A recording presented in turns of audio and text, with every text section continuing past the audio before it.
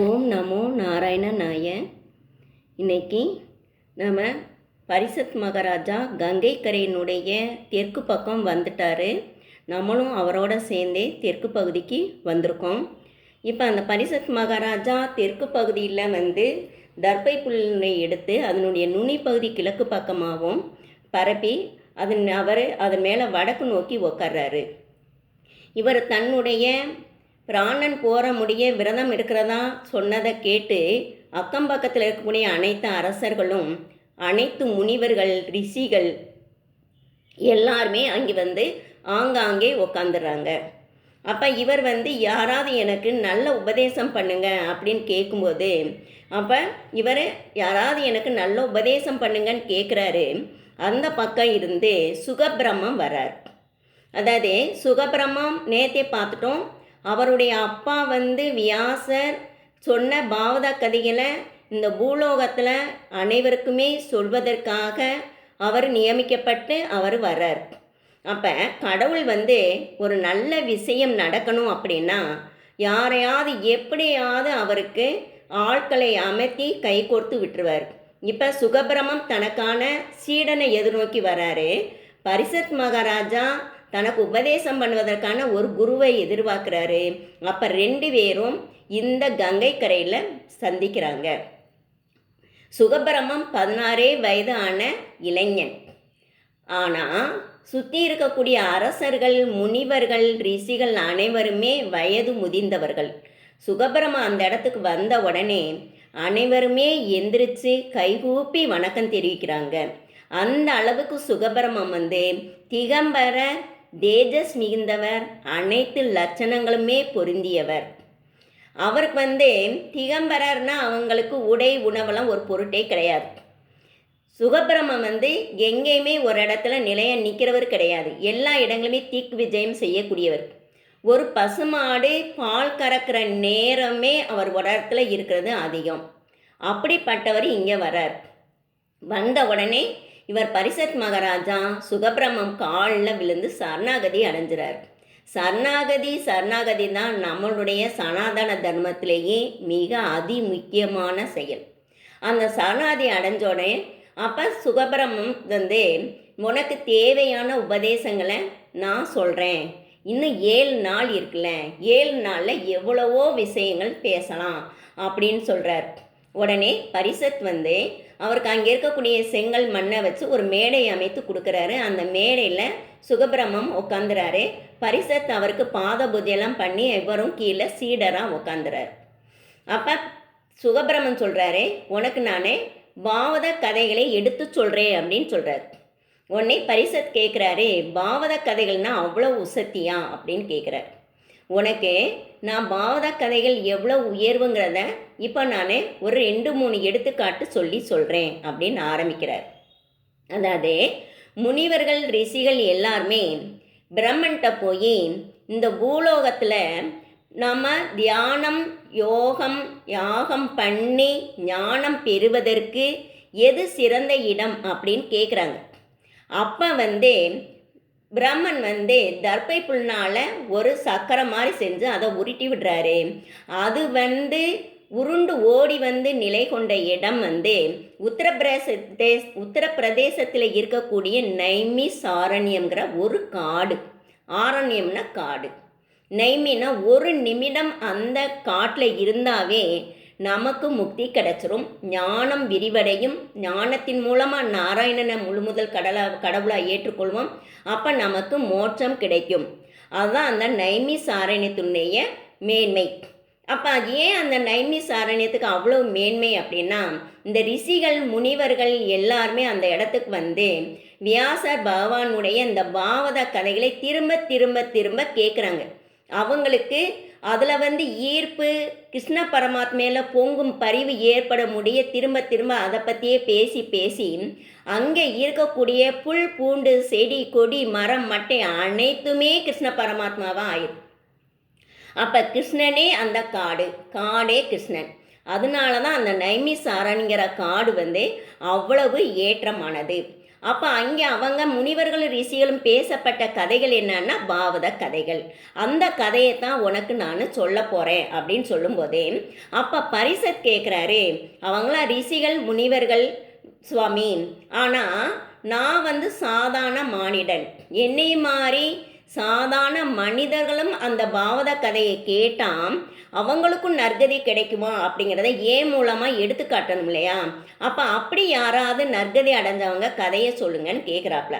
உடனே அப்போ சுகபிரமன் சொல்கிறாரு, கர்நாடக மாநிலத்தில் ஓடக்கூடிய துங்கபத்ரா நதிக்கரையில் ஒரு கிராமம்.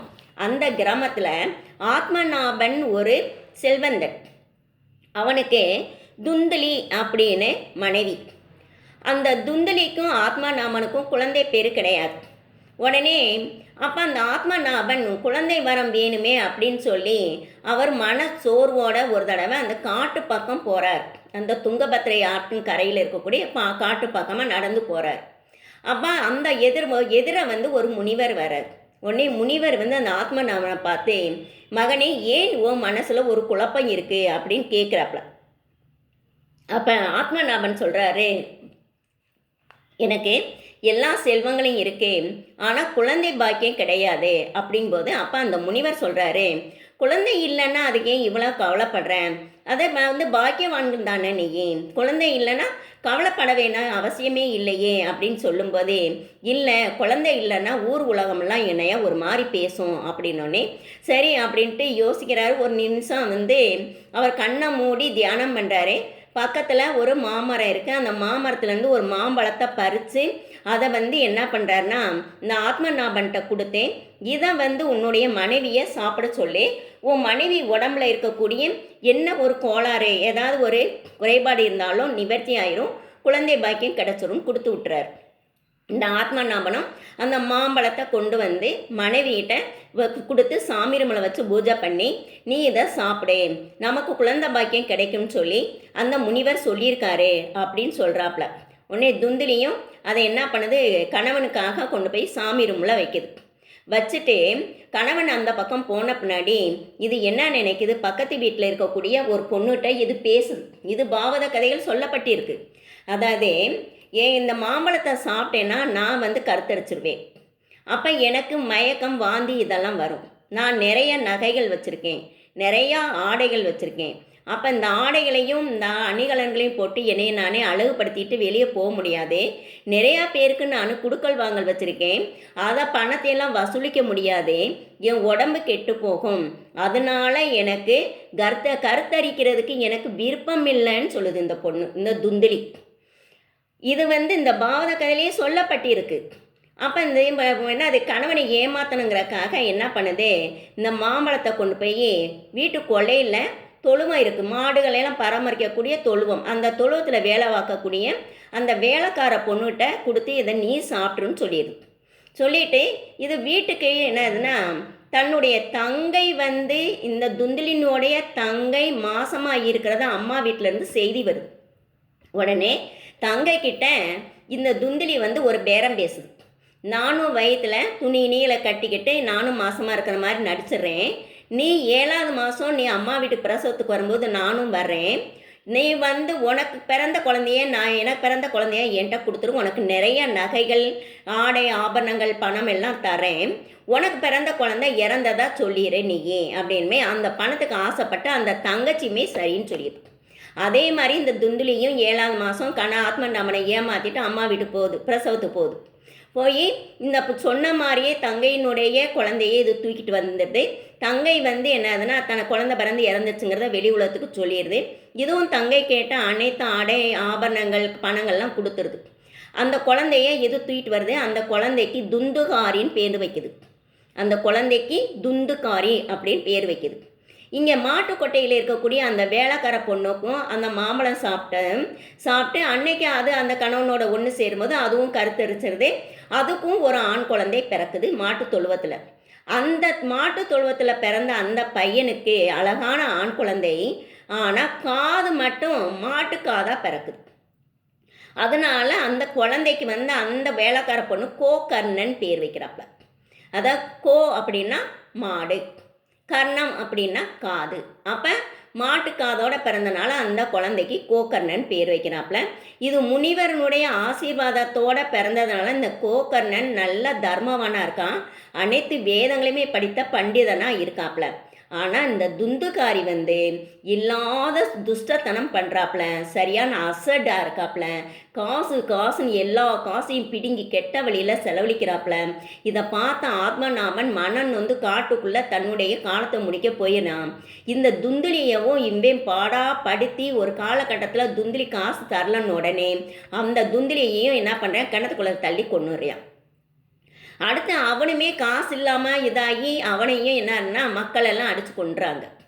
அப்போ இந்த துந்துகாரினுடைய ஆன்மா சாந்தி அடையாமல் அங்கங்கே அலையுது. நற்செயல்கள் செஞ்சாதான் எந்த ஆன்மாவுமே சாந்தி அடையும். அதனுடைய கர்ம வினைகளை அனுபவிக்கிறதுக்காக அது அடுத்த பிறவிக்கு ஒரு உடலாவது கிடைக்கும். நற்செயல்களே செய்யலை அப்படின்னா அந்த ஆத்மா உடலும் இல்லாமல் ஆன்மா இந்த பூலோகத்தில் அலையும். அப்போ இந்த கோகர்ணன் என்ன பண்ணாப்புல, இந்த துந்துகாரினுடைய ஆன்மாவை சாந்தி அடைக்கு கங்கை கரைக்கெல்லாம் போய் எல்லாமே பண்ணுறாப்புல. அப்படியும் இந்த துந்துகாரிவனுடைய ஆன்மா சாந்தி அடையில. ஒரு நாள் நைட்டு கதவு கடகடான்னு அடிக்குது. உடனே கோகர்ணன் போய் அதை திறந்து விடுறாப்புல. துந்துகாரினுடைய ஆன்மா சாந்தி அடை. துந்துகாரி சொல்லுது, என்னை எப்படியாவது என் ஆன்மாவை நீ சாந்தி அடைய வை. எனக்கு இந்த பூலோகெல்லாம் அலையிறது பிடிக்கலை. இப்போ நானும் எல்லாத்தையும் படுத்தி பார்த்தேன், எனக்கும் இந்த பூலோகம் பிடிக்கலை. என் ஆத்மா சாந்தி அடையணும். நீ என்ன செஞ்சால் சாந்தி அடையுங்கிறத யார்ட்டையா போய் ஒரு குருவிட்ட கேட்டு என்னைய சாந்தி அடைய சொல்லு அப்படின்னு கோகர்ணன் சொல்கிறாப்புல இந்த துந்துகாரி. உடனே கோகர்ணன் அங்கே இருக்கக்கூடிய ஒரு முனிவர்கிட்ட கேட்கும்போதே அவர் சூரிய பகவானை நோக்கி வேண்ட சொல்கிறார். அப்போ சூரிய பகவானே சொல்கிறாப்புல, பாவத கதைகளை இந்த துந்துகாரியை கேட்க வையும். அப்படி கேட்க வச்சா அப்போ அந்த துந்துகாரனுடைய ஆன்மா சாந்தி அடையும் அப்படின்றாப்புல. உடனே கோகர்ணனுமே இந்த பாவத கதைகள் சொல்லக்கூடிய முனிவர்கள் ரிஷிகளை வச்சு ஒரு இடத்துல ஏற்பாடு பண்ணி இந்த பாவத கதைகள் கேட்குறதுக்கு ஏற்பாடு பண்ணுறாப்புல. துந்திகாரிட்டையும் சொல்கிறாப்புல, இங்கே நீ பாவத கதைகள் கேளு, இதை விட்டால் உனக்கு வேறு வழியே இல்லை. ஏன்னா சூரிய பகவானே இந்த பாவத கதைகளை கேட்டால் உன்னுடைய ஆன்மா சாந்தி அடையுன்றிருக்காப்புல. இதில் நீ சாந்தி அடைஞ்சாதான் இல்லைன்னா இன்னும் உன்னுடைய ஆன்மா அடைய வேண்டியதான் அப்படின்றாப்புல. உன்னே துந்துகாரியும் சரின்றாப்புல. அப்போ கோகர்ணன் சொல்கிறாப்புல, உன் ஆன்மா சாந்தி அடைஞ்சிச்சுங்கிறத நான் எப்படி தெரிஞ்சுக்கிறது அப்படிங்கும்போதே அந்த பாவத கதைகள் சொல்வதற்கு ஏற்பாடு பண்ணியிருப்பாங்க இல்லையா, அந்த இடத்துல ஒரு மூங்கில் மரம் இருக்குது. அந்த மூங்கில் மரத்தில் நல்ல தடிமனான ஒரு கொம்பில் நான் உட்காந்துக்கிறேன். இந்த 7 நாள் எப்பயுமே பாவத கதைகள், அதாவது பாகவத சப்தாகம் அப்படின்பாங்க. 7 நாள் யாகம் நடக்கிற மாதிரி சொல்லுவாங்க. அந்த 7 நாள் இந்த கதைகள் சொல்ல சொல்ல நான் உண்மையாகவே கேட்டிருந்தீங்கன்னா ஒவ்வொரு துளையாக வெடிக்கும். அப்போ 7ஆவது துளை வெடித்த உடனே நான் என் ஆத்மா சாந்தி அடைஞ்சது நீ நினச்சிக்கோன்னு சொல்கிறாப்புல இந்த துந்துகாரி. அதே மாதிரியே இங்கே பாவத கதைகள் இந்த பாவத சப்தாகம் நடக்குது. எங்கே பாவத சப்தாகம் நடந்தாலும் ரிஷிகள் முனிவர்கள் எல்லாருமே அந்த இடத்துல ஒன்று கூடிடுவாங்க. கிருஷ்ணனும் அங்கே உக்காந்துருவார். இப்போ அங்கேயும் அதே மாதிரியே கிருஷ்ணன் இருக்கார். எல்லா முனிவர்கள் ரிஷிகளும் ஒன்று கூடிடுறாங்க. இப்போ கோகர்ணன் ஒரு வாத்தியாரை வச்சு ஒரு குருவை வச்சு இந்த பாவத கதைகளை சொல்ல வைக்கிறாரு. அப்போ அந்த பாவத கதைகள் ஒவ்வொரு நாள் முடிய முடிய அந்த மூங்கிலேற ஒவ்வொரு துவாரம் வெடிக்குது. 7 நாள் சொல்லி முடிச்சோடனே 7ஆவது துவாரம் வெடித்து இந்த துந்துகாரனுடைய ஆன்மா சாந்தி அடைஞ்சிருது, முக்தி அடைஞ்சிருது அப்படின்னு சுகபிரம்மம் பரிசத்துக்கு எடுத்து சொல்கிறாரு. அப்போ பரிசத் இவ்வளோ ஒரு நல்ல கதைனா எனக்கும் சொல்லுங்க அப்படின்றாப்புல. அப்போ சுகபிரம்மம் ஆரம்பிக்கிறாரு. நான் பாகவத பக்தர்களை பற்றி உனக்கு சொல்கிறேன். அதாவது பகவானுடைய பக்தர்கள் தான் மேன்மையானவர்கள். அதைத்தான் கிருஷ்ண பரமாத்மா விரும்புவார். உனக்கு பகவானுடைய பக்தர்களை பற்றி சொல்ல ஆரம்பிக்கிறேன் அப்படின்னு சொல்ல ஆரம்பிக்கிறாரு. அதை நாளைக்கு பார்க்கலாம்.